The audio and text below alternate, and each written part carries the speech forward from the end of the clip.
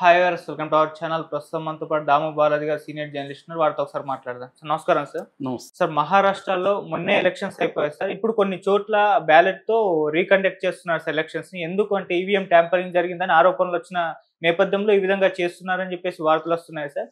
మరి బ్యాలెట్‌తో ఇప్పుడు ఎలక్షన్స్ నిర్వహిస్తే ఈ పరిస్థితి ఏ విధంగా ఉంటాయి? అలాగే సార్ ఎలక్షన్స్ అయిపోయి ఫలితాలు వచ్చాయి ఇన్ని రోజులైనప్పటికీ ఇంకా కూడా వాళ్ళ ముఖ్యమంత్రి ఎవరు అనౌన్స్ చేయలేదు. మరి రేపు అనౌన్స్ చేస్తారని అంటున్నారు. మరి రేపన్నా అవుతుందా లేదా? మీరేం చెప్తారు సార్ మహారాష్ట్ర పైన?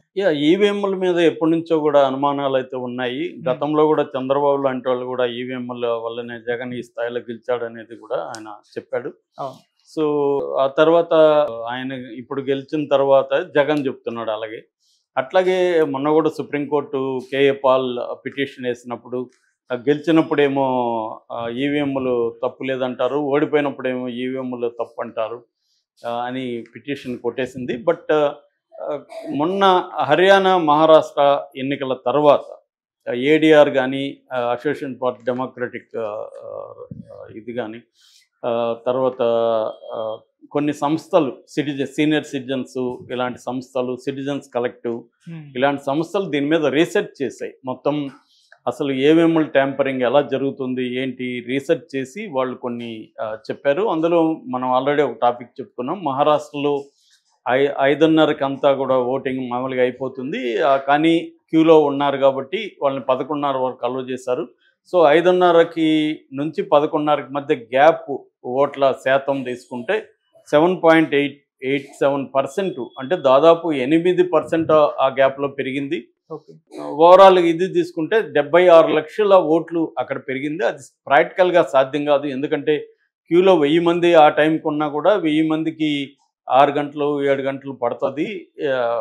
6 గంటలు 7 గంటలు వేయలేరు. ఎందుకంటే ఒక మనిషికి 1 మినిట్ వేసుకున్నా కూడా అది 16 గంటల వరకు వెళ్తుంది. రెండోది ఒక బూత్లో యావరేజ్లో మొత్తం యావరేజ్ తీసుకుంటే 1000-1200 కంటే ఎక్కువ ఉండదు. రెండోది హిస్టారిక్గా తీసుకుంటే ఈ పీరియడ్లో 1% కానీ లోపలే పెరుగుతుంది, కానీ 7-8% పెరిగిన చరిత్ర ఎప్పుడూ లేదు హిస్టరీలో. సో ఖచ్చితంగా దీన్ని ఎక్స్ప్లెయిన్ చేయాల్సిన అవసరం ఎలక్షన్ కమిషన్కి ఉందని చెప్పారు. ఎలక్షన్ కమిషన్ కూడా ఫస్ట్లో దీని మీద ఏ రకమైన స్పందన లేకపోయినా మొన్న మాట్లాడడానికి ఒప్పుకునింది ఇండియా కూటమి వాళ్ళతో. అట్లాగే దీని మీద సుప్రీంకోర్టులో కూడా కేసులు వేస్తున్నారు. అసలు ఎలక్షన్ కమిషన్ని నియమించే పద్ధతిని మోడీ వచ్చి మార్చేశాడు.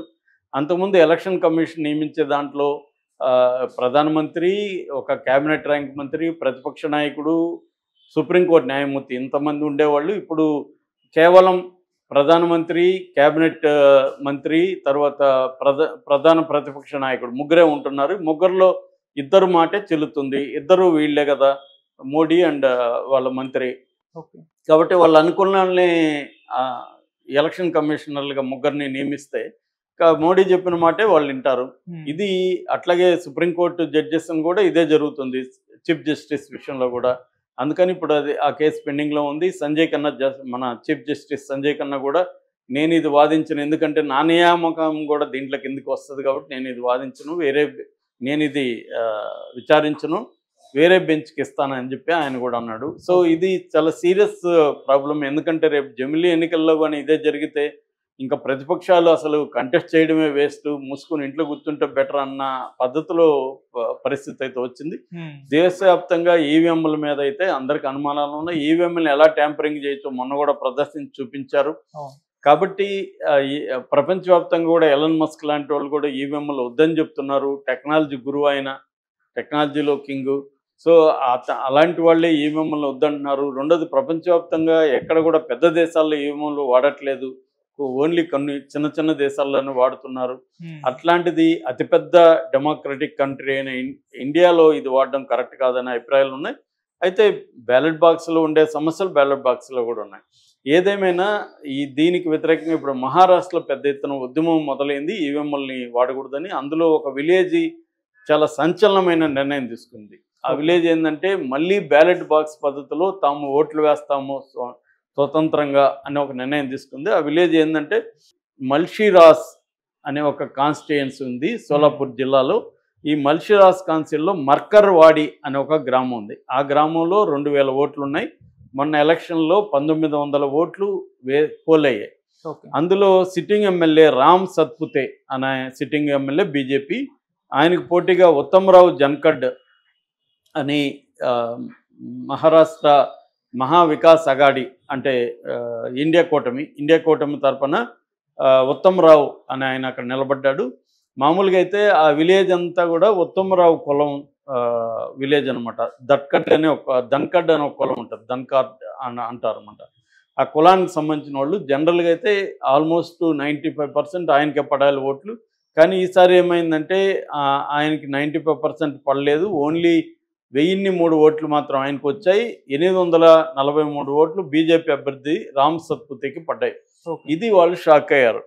ఇది ఎట్లా సాధ్యం? మా ఊరంతా కూడా ఎప్పటి నుంచో వాళ్ళ ఫ్యామిలీ మొహితే పటేల్ ఫ్యామిలీ అంటారు. మొహితే పటేల్ ఫ్యామిలీకి ఉత్తమరావు జన్కడ్కి మేము వేస్తాము.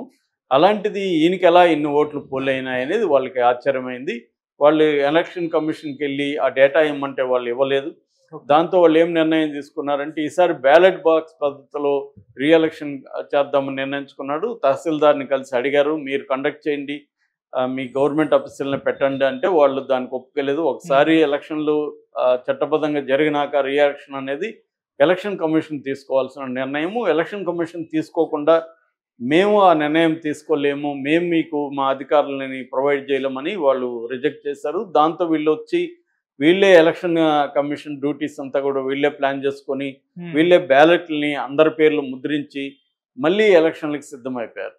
దీంతో సెంట్రల్ గవర్నమెంట్, స్టేట్ గవర్నమెంట్ అప్రమత్తమయ్యాయి. ఇలాగా కానీ దీన్ని ఎంకరేజ్ చేస్తే దేశవ్యాప్తంగా ఇలాగ ఎవరికి వాళ్ళు మళ్ళీ ఎలక్షన్లు పెట్టుకొని ఈవీఎంలు తప్పని ప్రచారం చేయడం మొదలు పెడతారు. ఇది కరెక్ట్ ట్రెండ్ కాదని వాళ్ళు ఏం చేశారంటే పెద్ద ఎత్తున ఒక 50 నుంచి 100 మంది పోలీసులను అక్కడ మోహరించారు. బిఎన్ఎస్ఎస్ భారతీయ న్యాయ సురక్షా సంహిత కొత్త చట్టం ప్రకారం 163 సెక్షన్ ప్రకారం కర్ఫ్యూ విధించారు అక్కడ. అంటే ఎవరు కూడా వీధుల్లోకి రావద్దు అని కర్ఫ్యూ విధించారు. దాంతో ఆందోళన మొదలైనవి, గొడవలు వచ్చే పరిస్థితి ఉంది. దాంతో ఆయన ఎమ్మెల్యేగా గెలిచిన ఉత్తమరావు జన్కడ్తో గవర్నమెంట్ మాట్లాడింది, పోలీసులు మాట్లాడారు, మీరు చెప్పండి మీ విలేజెస్ కానీ విలేజ్ పెద్దలతో కూడా మాట్లాడి ఆ ఎలక్షన్ అయితే ఆపించేశారు. కానీ ఇది దేశవ్యాప్తంగా ప్రపంచవ్యాప్తంగా చర్చలోకి వచ్చింది. అంటే ఒక గ్రామం తమ ఓట్లు కరెక్ట్గా పోల్ అవ్వలేదు అని గ్రామమే డిసైడ్ అయ్యి మళ్ళీ ఎన్నికలకు కానీ జరిపించునుంటే నిజానికి వీళ్ళకి భయం లేకపోతే ఎందుకు జరిపించుండ్రు అన్న చర్చ కూడా వస్తుంది. నిజానికి ఇక్కడ మాల్ ప్రాక్టీస్ జరగకపోతే వాళ్ళు వేసుకొని చూస్తే తెలుస్తుంది కదా, మీకెందుకు భయం అంటేనే అర్థం ఏంటి, క్లియర్గా ఇక్కడ ఈవీఎంఎల్ ట్యాంపరింగ్ అనేది ఈ విలేజ్లో కూడా జరిగింది, అందుకని వీళ్ళు భయపడుతున్నారు అనేది ఇప్పుడు ప్రూవ్ అయింది. అంటే ఈ విలేజర్స్ వాళ్ళు అనుకున్నట్టుగా